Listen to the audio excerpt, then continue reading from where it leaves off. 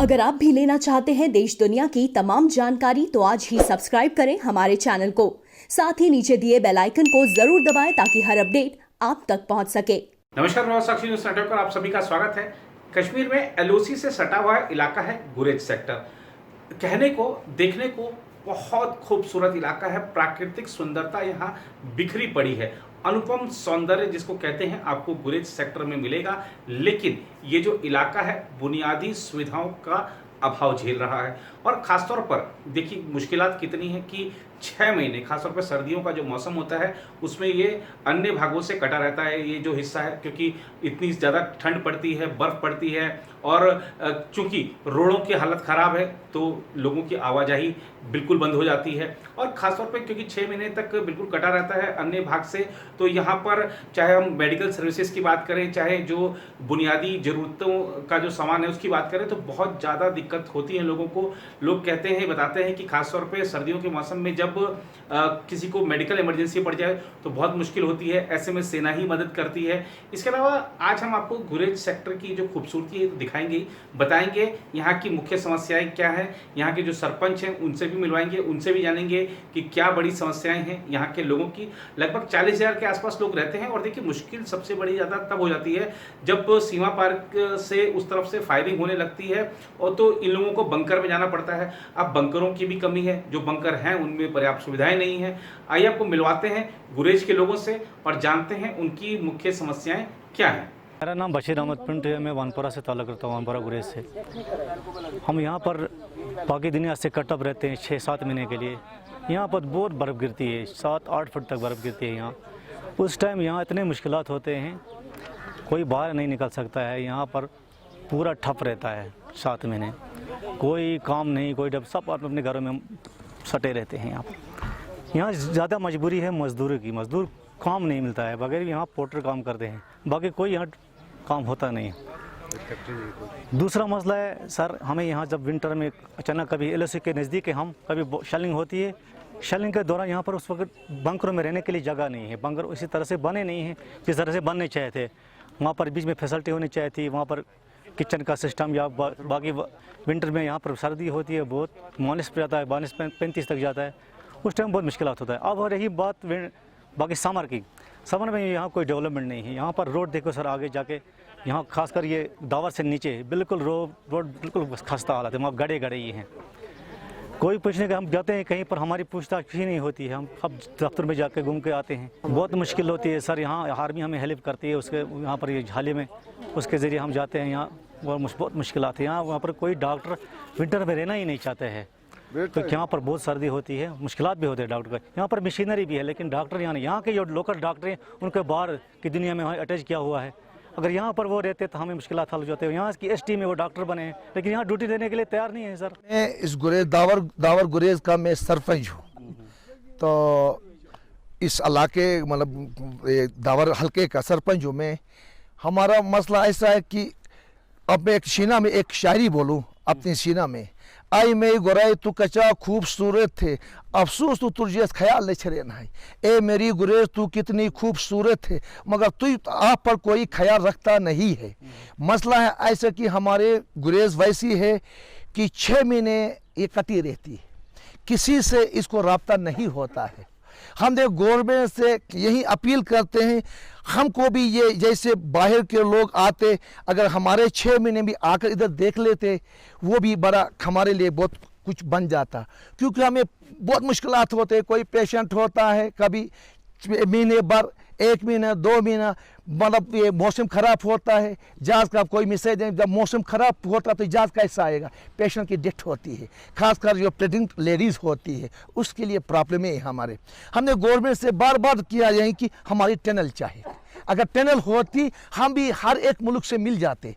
जम्मू कश्मीर हमारा जो था, जम्मू कश्मीर हमारा जो खूबसूरत, हम उससे मिल जाते। 6 महीने तक, 6 महीने बाद हम कटे रहते हैं, हमें पता नहीं हम किस जगह रहते, क्या है, क्या इलाके दुनिया में क्या हो गया। हमारे में एक ही जगह बैठकर होता है, पत्थर तक हम घर में रखते हैं।